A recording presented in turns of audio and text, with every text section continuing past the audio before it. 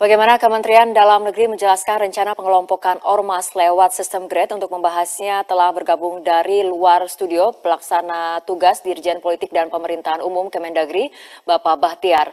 Selamat malam Pak Bahtiar. Selamat malam Mbak Fitri. Ya, Pak Bahtiar, Waalaikumsalam. Mendagri menyatakan akan membuat pengelompokan ormas dalam sistem ataupun bentuk grade. Apa sebetulnya urgensi dari pengelompokan ormas ini? Iya, jadi ini harus dibaca utuh dan lengkap ya, apa yang disampaikan beliau. Dan beliau memang menugaskan pada saya. Jadi kalau teman-teman membaca secara baik ya, Undang-Undang Nomor 17 2013 tentang Ormas, khususnya pasal 40 ayat 3. Jadi salah satu bentuk pemberdayaan organisasi masyarakat itu adalah penyediaan data dan informasi tentang Ormas. Dan dalam kerangka membangun sistem politik yang sehat, baik infrastruktur politik maupun suprastruktur politik, eksekutif, legislatif, yudikatif. Nah, ada di infrastruktur politik ada partai politik, ada CSO, terus ada infrastruktur politik lainnya. Nah, CSO pun juga sebagai lembaga demokrasi, maka dia pun juga harus tersentuh dengan kaidah-kaidah tata kelola organisasi yang sehat.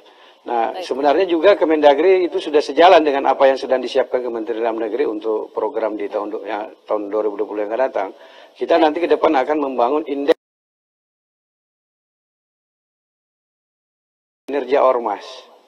Jadi indeks kinerja ormas dengan ukuran-ukuran yang lebih lengkap gitu.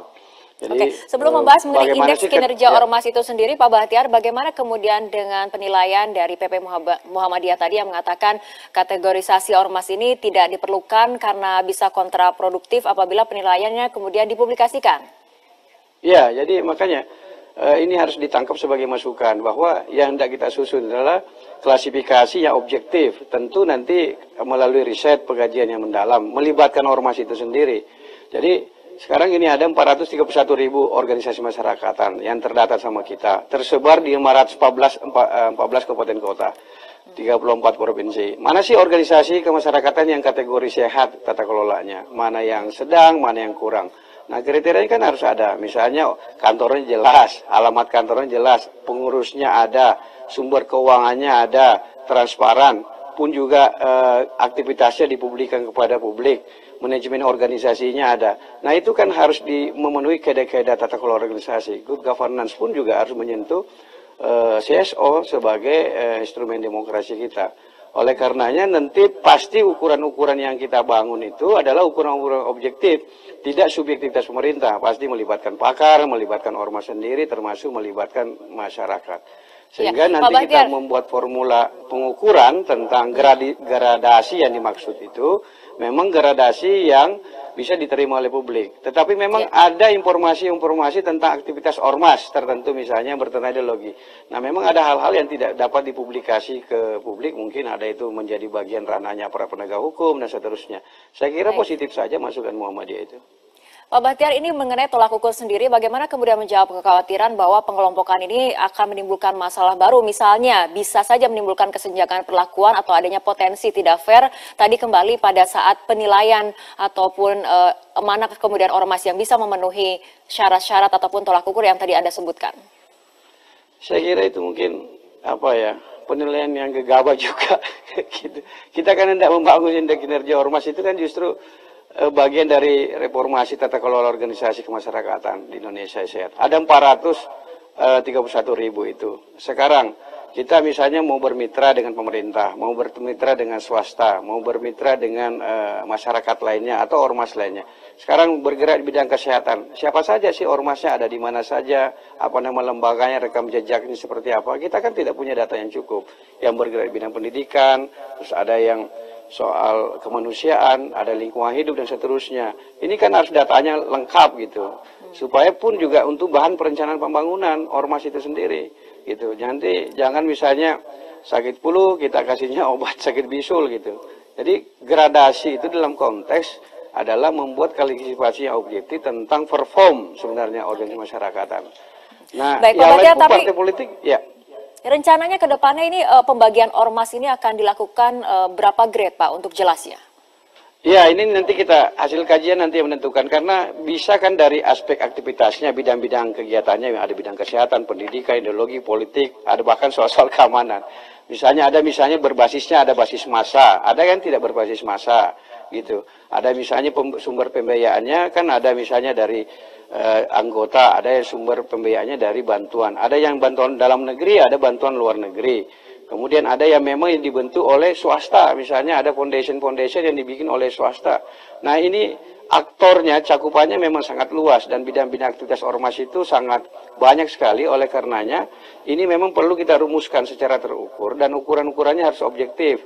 Kritik dan masukan dari Muhammadiyah saya kira masukannya positif supaya nanti kita membuat indeks itu yang bisa diterima oleh publik dan pasti ada uji publiknya dan nanti akan kita buka kepada publik ukuran-ukuran itu.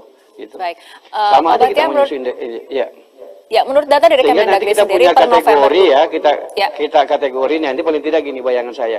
Ada kategori ormas itu ormas yang sehat itu dengan kriterianya apa gitu. Sehat dari segi tata kelola yang transparansi, akuntabilitas. Kemudian agak sehat mungkin ya. Nah, ini kurang sehat. Nanti dari data-data itu itulah justru data untuk sumber bahan perencanaan kebijakan. Justru juga bisa nanti kita salurkan, sinergikan dengan swasta, bisa kita sinergikan dengan ormas yang lain. Jadi apabila tadi kita mendengarkan pernyataan dari 40, Mendagri, gitu. Pak Bahtiar, apabila tadi kita mendengarkan pernyataan dari Mendagri yang menyebutkan ada ormas-ormas yang bisa diajak berkolaborasi langsung, ada kemudian ormas yang bisa dibina, dan kemudian ada ormas yang harus diluruskan terlebih dahulu. Apakah sebetulnya sudah ada data awal dari Kemendagri mana saja ormas-ormas yang termasuk tadi yang disebutkan oleh Mendagri? Ya, perintahnya kan kemarin tuh pada saya beliau. Justru itu yang harus dilakukan. Salah satu yang harus kami lakukan ya, termasuk yang arahan beliau itu.